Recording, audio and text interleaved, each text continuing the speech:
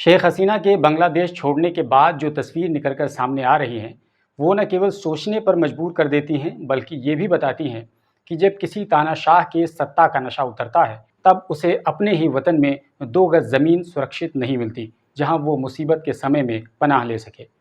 5 अगस्त को शेख हसीना किसी तरह अपनी जान बचाकर बांग्लादेश से सेना के हेलीकॉप्टर में बैठकर भारत के गाज़ियाबाद के हिंडन एयरपोर्ट पर उतरती हैं और उसके बाद ही ऐसी ऐसी तस्वीरें वायरल होती हैं सोशल मीडिया पर, जिसे देखकर हर कोई हैरान है। शेख हसीना के सरकारी महल में आम लोग बिना किसी रोक टोक के धड़ाधड़ घुसते चले जाते हैं, मानो कोई पिकनिक स्पॉट हो। कोई गेट कूद कर जा रहा है तो कोई दीवार फांद कर जा रहा है। जहां पर शेख हसीना के घर छोड़ने के कुछ ही मिनट पहले पीएम हाउस से 3 किलोमीटर पहले तक कोई भी परिंदा तक पर नहीं मार सकता था, वहां थोड़ी देर बाद ही पूरा नक्शा बदल जाता है। थोड़ी देर पहले जहां केवल गिने चुने लोग ही, बहुत ही ख़ास किस्म के लोग पूरे प्रोटोकॉल के साथ सिक्योरिटी घेरा को क्रॉस करने के बाद महल में दाखिल हुआ करते थे, वहीं पर कुछ ही देर में आम लोगों की एक भीड़ बिना किसी रुकावट और प्रोटोकॉल के दाखिल हो जाती है। सोचो, अगर इस हालत में शेख हसीना अपने उस घर में मौजूद होती हैं तो उनका क्या हाल होता। ये बताने की किसी को ज़रूरत नहीं है। आम लोग जिन्होंने शायद ही पीएम हाउस को अपनी ज़िंदगी में कभी बाहर से भी देखा होगा, वो लोग देखते ही देखते महल के अंदर पहुंच जाते हैं और वहां जाकर कुछ लोग तो आउट ऑफ कंट्रोल हो जाते हैं। कोई वीआईपी खाने पर टूट पड़ता है और वहां रखा हुआ मुर्ग मुसल्लम उड़ाने लगता है, तो कोई मिठाई का शौक पूरा करने लगता है। कुछ लोगों को स्विमिंग पूल नज़र आ जाता है तो बस क्या था, स्विमिंग पूल में बिना किसी टिकट के एंजॉय करने लगते हैं। वहीं कुछ लोग सेंट्रल हॉल में पहुंचकर वहां मौजूद कुर्सियों पर बैठकर सामने लगे हुए माइक को अपने सामने लाकर ऐसा पोज देते हुए नजर आते हैं मानो वो किसी मीटिंग का हिस्सा हो और दावतनामा देकर उन्हें बुलाया गया हो। खास बात यह है कि यहाँ पर हर किसी के सर पर सेल्फी लेने का खुमार चढ़ा हुआ था। आखिर हो भी क्यों ना, क्योंकि वो ऐसी जगह पर थे जहाँ वो ज़िंदगी में पहली बार पहुँचे थे और शायद दोबारा पूरी ज़िंदगी में कभी भी इस जगह पर आने का मौका उन्हें नहीं मिल सकता है। इसलिए वो लोग भी मौके को गनीमत जानकर फ़ोटो सेशन वगैरह में भरपूर अंदाज में मुलव्विस थे, खिंचवा रहे थे, ताकि अपने घर वालों को, रिश्तेदारों को, अड़ोस पड़ोस को ये दिखा सकें कि हम भी पीएम हाउस के मेहमान बनकर आए हैं और 40-50 साल बाद अपनी आने वाली नस्लों को ये बता सकें, ये तुम्हारे पिताजी हैं, ये देख लो, जो उस वक्त पीएम हाउस में घुस गए थे जब शेख हसीना का तख्ता पलटा गया था। ये तारीख का एक हिस्सा होगा, तब बताया जाएगा, ये भी जहन में ज़रूर रहा होगा। वहीं इसके अलावा कुछ लोग तो बड़े ही गड़बड़ निकले। उन्होंने शेख हसीना की निजी ज़िंदगी से जुड़े हुए अलमारी पर हाथ मार दी और उन्हें शेख हसीना के अंडरगारमेंट्स तक मिल गए। लेकिन इन दीवानों ने बजाय इसको नज़रअंदाज करने, उन्होंने तो बाकायदा इसकी प्रदर्शनी शुरू कर दी। एक लड़का अपने दोनों हाथों में, जिस तरह से आप देख सकते हैं, शेख हसीना के ब्रा को लेकर नाच रहा है और बाकी उसको देखकर लोग अपने कैमरे में कैद करते हुए नज़र आ रहे हैं। वहीं एक लड़का तो शेख हसीना के ब्लाउज़ को भी दुनिया के सामने दिखाता हुआ नजर आ रहा है। महल के अंदर, महल के कंपाउंड में और महल की छत के ऊपर जिधर भी नज़र दौड़ाइए, हर तरफ लोग नज़र आ रहे थे। ये तो रहा महल में घुसने के बाद वहाँ मौजूद चीज़ों को देखने, भोगने और इंजॉय करने का मंजर। अब उसके बाद एक दूसरा दौर शुरू होता है और वो दौर था पीएम हाउस के सामानों के लूटने का और उन्हें अपने अपने घरों में ले जाने का। जी हाँ, वो तस्वीरें जब आईं तो हर कोई चकित रह गया कि भला लोग इतनी घटिया हरकत कैसे कर सकते हैं कि वो एक एक सामान को लूट कर, यूँ कहें कि कब्ज़ा करके अपने घरों में ले जा रहे हों। कुछ लोग तो एक एक सामान लेकर पैदल निकल लिए और कुछ लोगों ने तो लंबा हाथ मारा। तो अब कब्ज़ा तो जमा लिया, लेकिन इसको कैसे घर ले जाएंगे? तो इसके लिए उन्होंने बाकायदा रिक्शा बुक किया।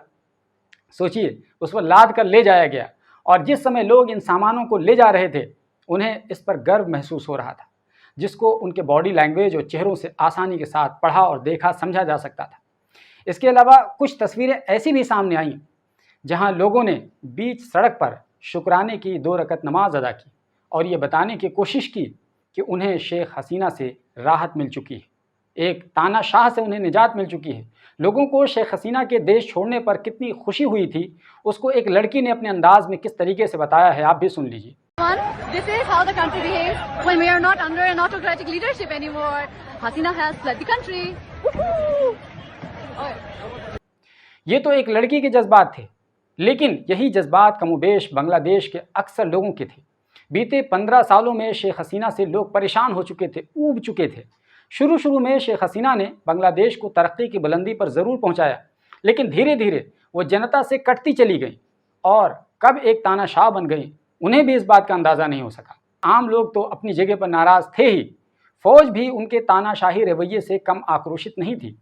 यही कारण था कि जैसे ही फौज को मौका मिला, चंद ही दिनों में फौज ने शेख हसीना का साथ छोड़ दिया। फौज में काम करने वाले शेख हसीना से किस कदर नाराज़ थे, अगर उसकी एक बानगी देखना हो तो इस तस्वीर के हवाले से आसानी से अंदाज़ा लगाया जा सकता है कि किस तरह फौज का जवान शेख हसीना की तस्वीर को नोच कर फेंक रहा है ज़मीन पर। वहीं दूसरी तरफ आम लोग शेख हसीना की यादों को इस तरह अपनी ज़िंदगी से और बांग्लादेश से खुरच कर फेंक देना चाहते थे कि उन्होंने इस बात का भी ख्याल नहीं रखा कि इस शख्स को बख्श दें जिन्होंने उन्हें आज़ादी दिलाई थी 1971 में। जी हाँ, शेख मुजीबुर रहमान के स्टेचूज़ को देश भर में जहाँ जहाँ थे हर जगह से तोड़े जाने की तस्वीरें सामने आने लगी, क्योंकि शेख मुजीब शेख हसीना के पिता थे। उन्हें प्यार से बांग्लादेश के लोग बंग बंधु यानी बांग्लादेश का दोस्त कहा करते थे, लेकिन शेख हसीना की नफ़रत की वजह से आज़ादी के जनक को भी नहीं बख्शा गया, क्योंकि उनका उनसे रिश्ता था पिता और बेटी का। उनकी मूर्तियों को कहीं हाथों से तोड़ा गया, तो कहीं बुलडोज़र लगा कर तोड़ा गया, तो कहीं उनकी मूर्ति पर पेशाब तक किया गया। ये सब तस्वीरें दुनिया भर में देखी गईं। भला सोचो कि अभी कुछ ही रोज़ पहले ये काम करना तो बहुत दूर की बात, इसके बारे में भी अगर कोई लिख देता कहीं पर या बोल देता तो अगले दिन उसका ठिकाना जेल होता, जेल की कोठरी में अपने आप को पाता। लेकिन अब ऐसा नहीं होने वाला है, क्योंकि लोग मानते हैं कि बांग्लादेश की ये दूसरी आज़ादी है।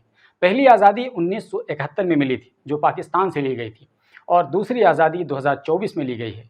आपको यहाँ बताते चलें कि बांग्लादेश में जो अराजकता फैली हुई है इन दिनों, इसका असर भारत पर भी पड़ने वाला है, क्योंकि भारत के बांग्लादेश के साथ कई तरह के इंटरेस्ट हैं, कई तरह के सामरिक रिश्ते हैं, अरबों रुपए का कारोबार है। भारत और बांग्लादेश से पूरी तरीके से बराह रास्त जुड़ा हुआ है, और ये सब कुछ खटाई में पड़ने वाला है, क्योंकि अब जो भी सरकार बनेगी वो लगभग ऐसा माना जा रहा है कि भारत विरोधी होगी। यही कारण है कि बांग्लादेश की अस्थिरता से भारत की चिंता बढ़ चुकी है। इसको लेकर भारत में सर्वदलीय बैठक भी बीते दिनों बुलाई जा चुकी थी, जिसमें राहुल गांधी ने भारत के विदेश मंत्री एस जयशंकर से पूछा था कि क्या बांग्लादेश में तख्ता पलट के पीछे विदेशी ताकतों की साजिश थी। इस पर भारत के विदेश मंत्री ठीक तरीके से कोई जवाब नहीं दे पाए। दरअसल राहुल गांधी का विदेशी ताकतों की साजिश के कहने का मतलब ये था कि क्या चीन और पाकिस्तान की कोई साजिश थी जिसकी वजह से बांग्लादेश में इस तरह की नौबत आई। इस पर एस जयशंकर का जवाब था कि बांग्लादेश में बदलते हालात पर भारत की नज़र बनी हुई है। एस जयशंकर ने यह भी कहा कि पाकिस्तान के एक राजनयिक ने सोशल मीडिया पर आंदोलन की तस्वीर वाली डीपी लगा रखी थी, उसकी जानकारी इकट्ठा की जा रही है। एस जयशंकर ने यह भी बताया कि अभी फ़िलहाल बांग्लादेश में 12 से 13 हज़ार भारतीय मौजूद हैं। उन्होंने कहा कि अभी बांग्लादेश में ऐसे हालात नहीं हैं कि भारत के लोगों को वहां से निकालना पड़े। एस जयशंकर ने आगे कहा कि अभी 8,000 भारतीय छात्र बांग्लादेश से भारत लौट चुके हैं फ़िलहाल। तो एस जयशंकर ने ये सभी जानकारी ज़रूर दी, लेकिन वो राहुल गांधी के सवाल पर कुछ भी ठीक ठाक नहीं बता सके कि बांग्लादेश की तख्ता पलट के पीछे किन विदेशी ताकतों का हाथ हो सकता है। अगर विदेश मंत्रालय एक सवाल के जवाब में कोई खातिर खा जवाब नहीं दे सकता है, तो सोचिए कि हमारी खुफिया एजेंसी और विदेश मंत्रालय आखिर इतनी जानकारी जुटाने में क्यों नाकाम है। ये भी एक बड़ा और अहम सवाल है। अब आइए आपको बताते हैं कि बांग्लादेश के भारत के हाथ से निकल जाने से भारत के लिए किस तरह की चुनौतियों का सामना करना पड़ सकता है। तो इसके लिए आपको ये जानना ज़रूरी होगा कि भारत और बांग्लादेश के बीच काफ़ी पुराना रिश्ता है। 1971 से ही भारत और बांग्लादेश के बीच पुराना रिश्ता है, और जब जब शेख हसीना की पार्टी की सरकार अवामी लीग सत्ता में रहती है, इस हालत में भारत और बांग्लादेश के रिश्ते हमेशा से काफ़ी मधुर हो जाते हैं। लेकिन जैसे ही खालिदा जिया की पार्टी बीएनपी यानी बांग्लादेश नेशनलिस्ट पार्टी की सरकार बनती है, तो उसके बाद ही भारत और बांग्लादेश के रिश्तों में 36 का आंकड़ा पैदा हो जाता है। और अब जबकि अंतरिम सरकार के बाद ऐसा माना जा रहा है कि बांग्लादेश में एक बार फिर से खालिदा जिया की पार्टी यानी बीएनपी सत्ता में आने वाली है, तो उसके बाद भारत में सबसे बड़ी समस्या यही पैदा होने वाली है कि अब भारत में बड़ी संख्या में बांग्लादेश के लोग दाखिल हो सकते हैं और शरण मांगेंगे। फिर क्या होगा? भारत कैसे इसको टैकल करेगा? क्या भारत ये अफोर्ड कर सकता है? ये एक सवाल है।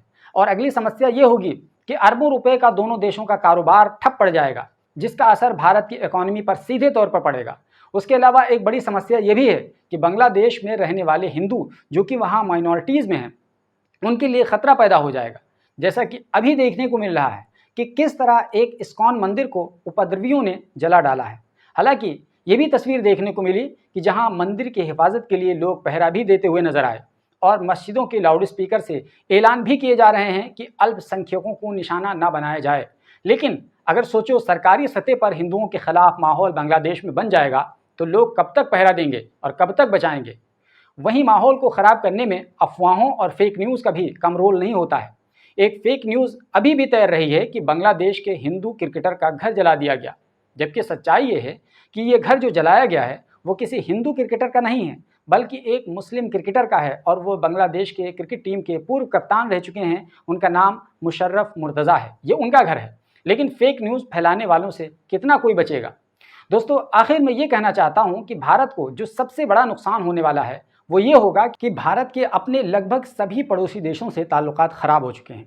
ये संदेश दुनिया को जाएगा तो उसको हमारे लिए बहुत हल्का करके आंका जाएगा। कहा जाएगा कि जो अपने पड़ोसियों के साथ ताल्लुकात नहीं रख पा रहे हैं वो क्या खाक विश्वगुरु बनेंगे। इस वक्त लगभग सभी पड़ोसी देशों से हमारे ताल्लुकात ख़राब हैं, चाहे चीन हो, पाकिस्तान हो, नेपाल हो, अफगानिस्तान हो, मालदीव हो और चाहे श्रीलंका ही को क्यों ना देख लें, भूटान को देख लें, म्यांमार को देख लें। इन सभी देशों से हमारे ताल्लुकात कोई ख़ास अच्छे नहीं हैं और ये भारत के लिए किसी भी दृष्टि से ठीक बात नहीं कही जा सकती है। इसका फ़ायदा हमेशा से दुश्मन देश उठाते आए हैं और उठाएंगे भी।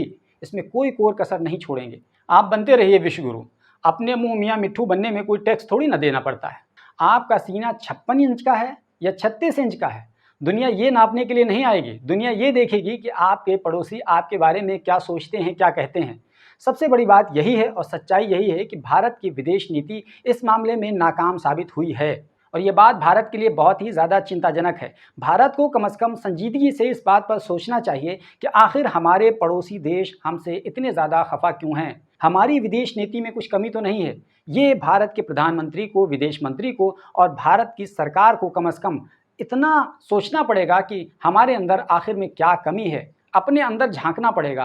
गुरूर, घमंड और तकब्बुर में रहने से कोई हासिल नहीं होने वाला है। दोस्तों, फिलहाल के लिए इस वीडियो में बस इतना ही। हम भी भारत सरकार की तरह इस घटना पर नज़र बनाए हुए हैं। जो भी अपडेट होगा आपको इससे ज़रूर आगाह करेंगे। बाकी इस वीडियो के बारे में आपकी जो भी राय हो हमें कमेंट बॉक्स में लिख डालिए और आपको लगता है कि हमारा ये चैनल सब्सक्राइब करने के लायक है तो प्लीज़ सब्सक्राइब कर लीजिए, क्योंकि हम यहाँ पर कॉम्प्रहेंसिव तरीके से स्टोरीज़ बनाकर देते रहते हैं। यही वीडियो अगर आप फेसबुक पर देख रहे हैं तो हमारे पेज को फॉलो कर लीजिए, क्योंकि हम यहाँ पर न्यूज़ के अलावा अपने इस पेज पर व्लॉग से संबंधित कंटेंट भी बनाकर आपको देते रहते हैं। तो फॉलो कर लीजिए, बहुत फ़ायदा होगा।